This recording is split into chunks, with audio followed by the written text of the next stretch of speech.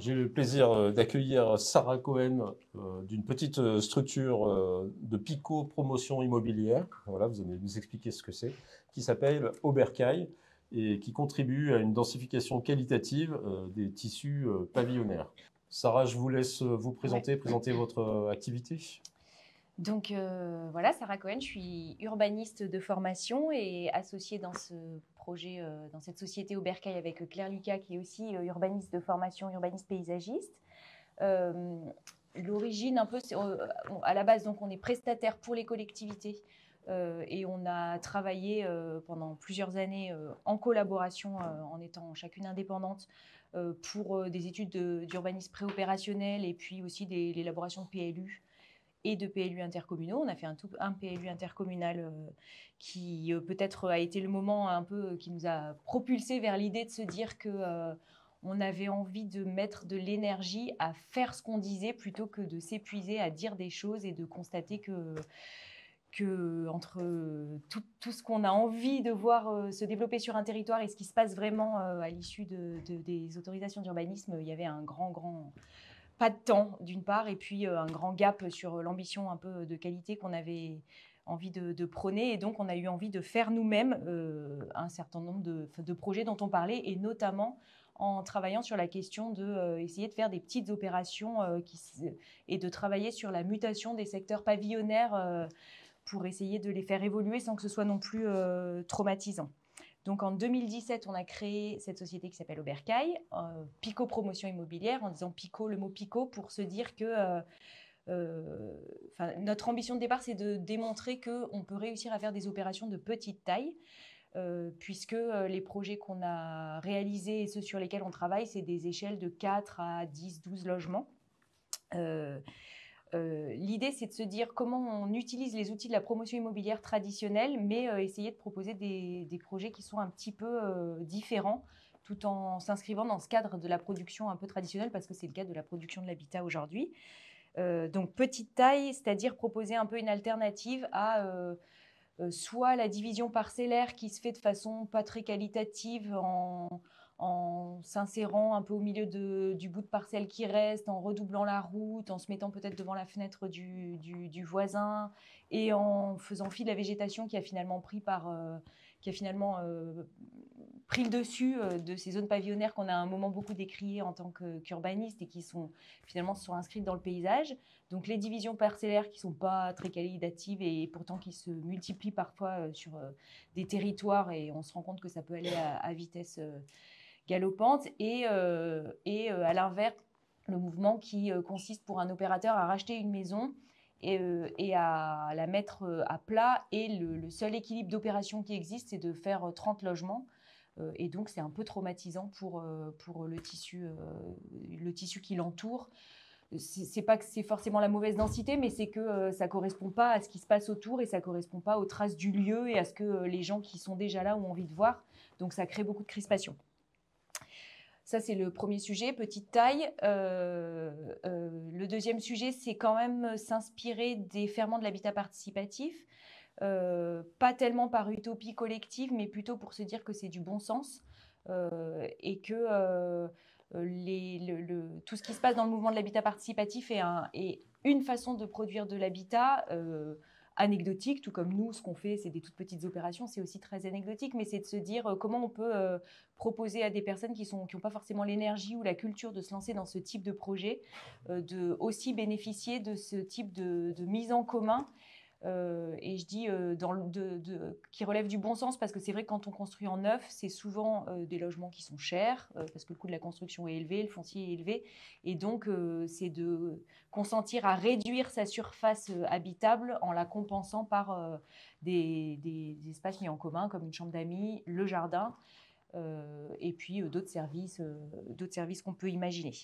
Donc ça, c'est un peu notre deuxième idée de départ. Et la troisième, c'est d'essayer de vraiment mettre la qualité d'habiter au centre de notre réflexion sur chaque projet. Sur chaque projet, on va chercher un architecte avec qui on a envie de travailler parce qu'il est, comme nous, attaché à s'inspirer du lieu quand il travaille sur un projet. faire attention à la qualité du bâtiment, la façon dont il va s'insérer, la végétation qui est en place, comment on peut faire en sorte qu'on puisse la préserver, la mettre en valeur. Donc, de vraiment se mettre dans cette position de remettre le végétal au cœur du projet aussi de construction, enfin d'accepter de densifier à condition qu'on puisse donner une place assez importante au jardin et au végétal.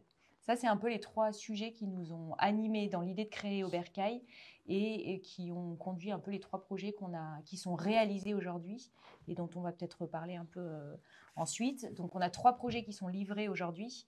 Un projet à Lyon, dans la région lyonnaise à Oulin, qui s'appelle la Valbonne, un projet à Chambéry, les Petits Paliers, et un projet à Barbera, qu'on appelle la Casatilla. Et on a 3 projets sur lesquels on est dans des stades plus ou moins avancés de travail en phase permis de construire globalement. Très bien. Donc, effectivement, aujourd'hui, la densification en secteur pavillonnaire, c'est quand même vu comme un moyen aussi de gisement pour créer des nouveaux logements. Donc, il y a un projet de loi, d'ailleurs, effectivement, qui n'est pas encore sorti, mais qui propose de créer du logement à partir de favoriser, finalement, la création de logements par la densification du pavillonnaire. Donc, Sarah, vous avez souligné déjà que la division parcellaire, effectivement, c'est le mode le plus courant, mais ce n'est pas le plus optimum en termes de qualité. Donc vous proposez des opérations de densification douce qui sont vraiment sur mesure en termes d'intégration dans le bâti. Mais l'intérêt, c'est que ça permet aussi, il me semble, de remédier à des questions que pose le pavillonnaire ancien en termes de vieillissement de la population, par exemple, de passoires thermiques, ces grandes maisons des années 50 sur sous-sol, chauffées par une chaudière au fioul, par exemple, et puis une certaine forme de diversification sociale et générationnelle. Donc peut-être on peut voir effectivement à partir de certains de vos projets qui vont défiler, donc des images défilent sur la télé, un petit peu, est-ce que vous nous expliquez un petit peu comment vous réintervenez aussi sur ce type de pavillonnaire ancien? Alors, si on aborde les projets qui sont livrés et réalisés aujourd'hui, je disais, il y en a 3. Le premier, c'est le projet de la Valbonne à Oulin, donc c'est à côté de Lyon, pas loin du métro. C'est un contexte de division parcellaire. Hop, c'est celui-là qui arrive à l'écran. C'est une parcelle qui est très en longueur, avec une maison tout au bout du terrain.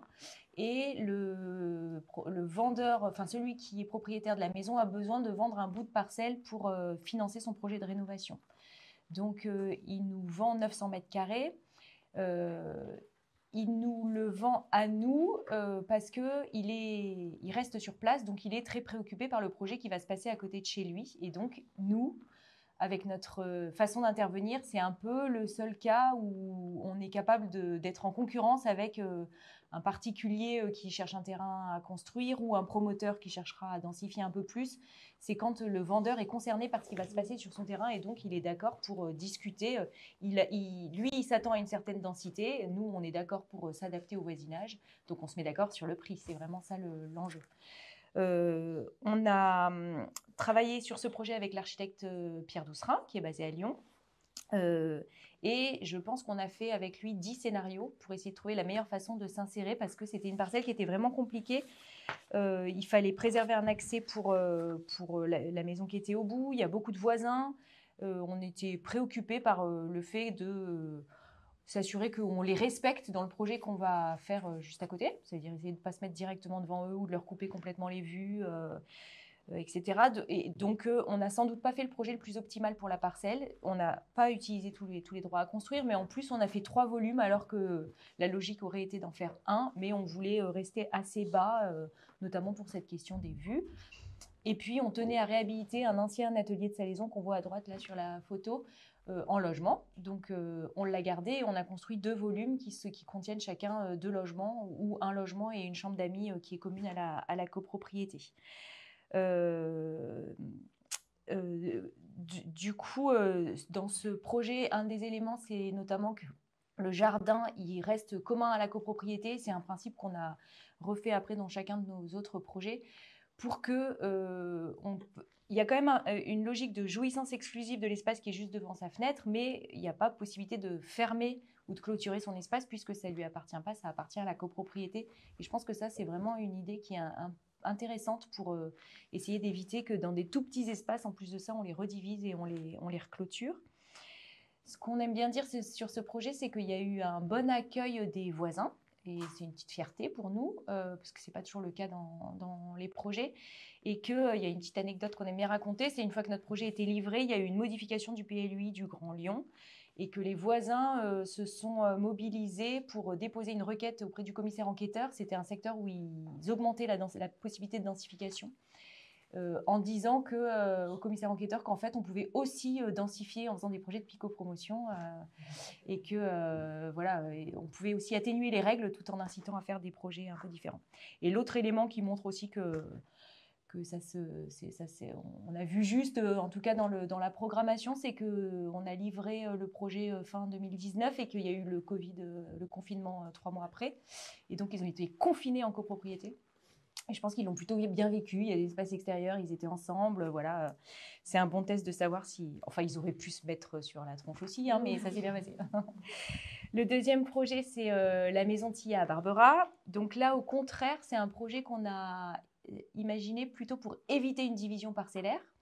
Donc, c'est une maison des années 50 très typique de ces constructions sur un premier niveau de cave avec 2 niveaux de maison. Barbera, c'est la première couronne de l'agglomération chambérienne. C'est une maison qui est sur un terrain de 1000 m² et c'est un très, très beau jardin. C'est vrai que c'est de ces époques où les propriétaires étaient très concernés par l'aspect floral de leur maison. Il y avait beaucoup beaucoup d'arbres fruitiers et puis des fleurs qui poussent à chaque saison. Et le projet du vendeur, c'était évidemment de conseiller par son notaire, de maximiser sa vente et de diviser pour vendre un terrain et une maison. Et alors nous, on a réussi à convaincre le vendeur que... alors il avait quand même un certain attachement au jardin, le fait qu'on lui ait proposé de le conserver en grande partie, ça l'a un peu touché, mais quand on parle d'argent, on peut être touché par le jardin, ça ne tient pas toujours longtemps. Donc quand même, il y avait un certain attachement. Au fait qu'on a insisté sur le fait que ça pourrait répondre peut-être à des personnes âgées du quartier qui avaient envie de bouger. Et au fait qu'on lui a quand même dit qu'elle n'avait qu'un seul interlocuteur et pas 2, donc ça sécurisait un peu sa vente.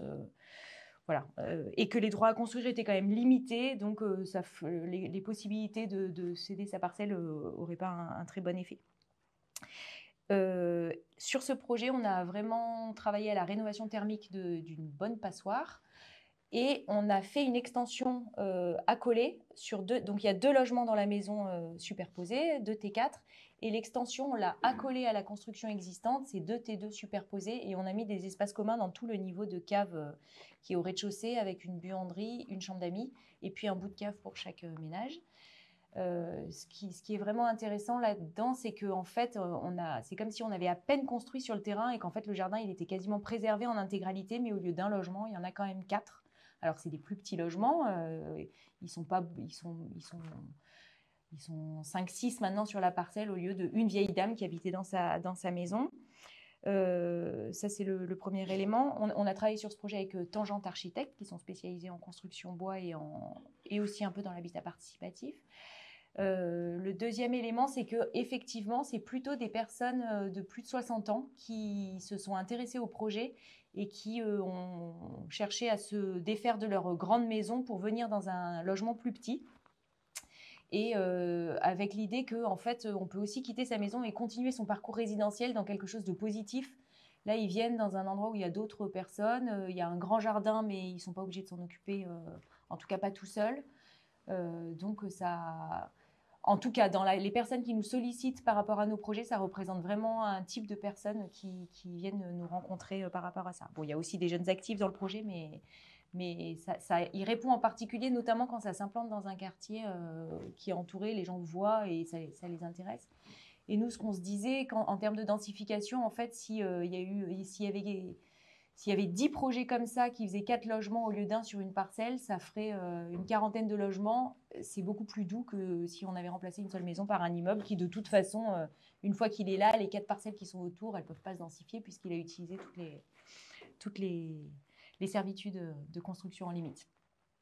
Et le troisième projet, c'est celui des petits paliers, donc à Chambéry. Là, c'est une division parcellaire d'une parcelle de 700 m². Qui est vendu par le diocèse de Savoie, sur lequel il y avait une vieille bâtisse très, très, très dégradée dont ils devaient se défaire. Et ils sont préoccupés par ce qui va se passer sur la parcelle, puisque Enfin, voilà, c'est leur tellement et ils sont juste à côté, donc ils ont envie de... Donc, ça marche de discuter avec nous. C'est une vieille bâtisse qui tombe en ruine, qui est en bordure de parcelle et on a travaillé cette fois-ci avec les architectes de Kayak Architecture, Xavier Blandine-Patriarche, pour essayer de retrouver, on ne pouvait pas la garder cette bâtisse, il n'y avait pas moyen, elle était dans un état trop dégradé, mais on a essayé de se remettre exactement sur les traces de ce bâtiment parce que ça nous permettait de garder un peu l'esprit de hameau que ça créait en plan, parce que c'est un bâtiment qui est vraiment aligné sur rue, et parce que surtout ça nous permettait de garder les plus beaux arbres qui étaient déjà là, et de livrer des logements avec des arbres qui arrivent jusqu'à la hauteur du dernier balcon et qui ombragent le jardin dès la première année de livraison. Même si ça n'a pas rendu très simple le chantier parce qu'il a fallu contourner les arbres, n'empêche que ça fait vraiment partie de ce qui fait que ce projet est assez qualitatif et sans doute de son acceptabilité dans le quartier. Encore une fois, alors je ne sais pas si ça marchera pour tous les projets, mais en tout cas celui-là, il a vraiment beaucoup plu au voisinage qui ont suivi avec attention. Enfin voilà, on voit qu'il y a un immeuble qui donne sur le jardin et ils ont vu de loin le projet évoluer. Et je crois que le fait d'avoir gardé ces arbres, ça a beaucoup apaisé le voisinage. Bon, après, c'est une densité qui est acceptable. Et puis peut-être le deuxième sujet aussi, on a pas mal travaillé sur ce projet sur les questions de réemploi, parce que les architectes avec qui on travaille, ils sont très concernés. Ils ont notamment monté sur le territoire chambérien la plateforme de réemploi qui s'appelle Enfin, et parce que nous, c'est aussi des questions qui nous préoccupent beaucoup. Et le fait d'avoir réutilisé des matériaux de l'ancienne bâtisse et qui sont visibles ponctuellement sur le projet, je pense que aussi ça permet aux gens de s'approprier ce bâtiment. Et à chaque fois, et dans ces projets-là, c'est 5 logements, une chambre d'amis, une chaufferie. C'est des logements qu'on a vendus, donc qui sont pour des propriétaires occupants, mais il y a 2 logements qui sont achetés par des investisseurs avec des locataires. Donc c'est ça qui crée peut-être un peu la diversité, parce que acheter un logement neuf, ça reste quand même l'apanage des personnes qui peuvent financer cette acquisition. Donc le fait qu'il y en ait qui puissent le faire en location, ça permet au moins d'avoir quelques logements locatifs, parce que sinon, ce n'est pas une grande diversité sociale non plus. Très bien. Sarah, je vous pose une dernière question et après on ouvre le débat avec la salle. Ma question, c'est autour de finalement la reproductibilité de ce type de modèle. Vous l'avez dit, c'est de la Pico-promotion. Et vous avez fait quelques opérations, alors qu'effectivement, par ailleurs, la division parcellaire, c'est un modèle qui crée beaucoup de logements de façon plus ou moins maîtrisée. Donc, par rapport à la perspective de votre activité, finalement, qu'est-ce qui ferait que ça se diffuserait davantage, ce sur-mesure, ce travail assez qualitatif? Aujourd'hui, quels sont les freins peut-être que vous rencontrez et comment vous voyez des conditions plus favorables de développement, notamment dans le dialogue avec les collectivités ou avec les documents d'urbanisme? Donc, il y a 2 gros freins. C'est sûr que... Alors, outre le fait que c'est des toutes petites opérations, en fait, il faudrait qu'on soit plusieurs à faire la même chose pour que ça puisse se développer.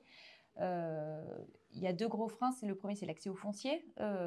Comme je disais tout à l'heure, c'est vrai que, en tout cas, les particuliers qui viennent nous voir, c'est parce qu'ils ont vraiment un intérêt à voir que le projet va aller dans leur sens sur la parcelle. Sinon, on est en concurrence avec des particuliers qui achètent et en fait, qui ont...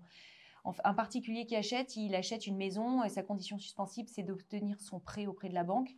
Nous, si on fait un projet de promotion, on a des conditions suspensives qui sont beaucoup plus importantes parce qu'on doit financer tout un tas d'études, parce qu'on veut la transformer, cette maison, et donc le processus est beaucoup plus long. Donc, on a un cas de... Quand ils sont préoccupés du projet, ils sont d'accord pour travailler avec nous, et on a un cas d'un projet à Saint-Sulpice, qui est un projet sur lequel on travaille en ce moment sur l'agglomération chambérienne encore, où le ménage qui vend est... C'est marrant, l'élément déclencheur, c'est vraiment à côté de chez eux, il y a eu une opération de division parcellaire catastrophique, tout gris, avec des maisons grises, du bitume gris et des volets gris, et voilà, en fait, ils n'avaient vraiment pas du tout envie que ça se passe comme ça chez eux. Je pense que c'était une maison à laquelle ils étaient particulièrement attachés, et ils ont accepté un prix, qui reste quand même un prix de marché, mais surtout nos conditions suspensives qui font que le délai n'est pas de 3 mois, mais de 18 mois. Donc, ça veut dire qu'ils sont quand même convaincus par la démarche, et tout le monde n'est pas comme ça, c'est vraiment un cas particulier. Donc, on a quand même Enfin, peu à peu, on est quand même sollicité par des collectivités, de plus en plus d'ailleurs, qui nous sollicitent parce que je crois que ça correspond à la densité qui leur semble acceptable pour leurs habitants. Et donc, la collectivité, elle peut aider dans le sens où elle peut notamment maîtriser le foncier dans un premier temps, ce qui permet peut-être pas de maîtriser le prix, mais au moins de pouvoir permettre de la gestion de ces délais d'une opération de promotion immobilière qui n'est pas celle d'un particulier. Et donc là, dans ce cas-là, en particulier, on travaille par exemple là, avec la commune de Notre-Dame-des-Millières, à côté d'Albertville, qui a fait porter un tènement par le PFL et qui nous le revend. Et ce qui est intéressant pour la commune, c'est de se dire, en fait, je peux revendre. Son but, c'est pas de faire de la plus-value et il ne faut pas que ce soit son but parce que sinon, ça n'a aucun intérêt. C'est en fait la seule marge de manœuvre quand les prix de vente il ne faut pas dépasser un certain seuil et que les coûts de la construction sont chers, la seule marge de manœuvre, ça reste le foncier. Donc, il ne faut pas qu'une collectivité imagine qu'elle va renflouer ses caisses et créer des équipements publics en revendant un tellement. Le seul but, c'est de revendre pour maîtriser le projet qui va se faire derrière. Et là, en l'occurrence, à Notre-Dame-des-Millières, l'objectif du maire, c'est se dire comment, en introduisant une autre typologie d'habitat que de la maison individuelle, je peux intégrer une nouvelle forme un peu de vie collective dans ma commune qui aujourd'hui est composée que de gens qui se tournent le dos. C'est ça qu'ils cherchent. Après, chaque commune a son objectif, mais c'est ça qu'ils cherchent quand ils viennent nous chercher.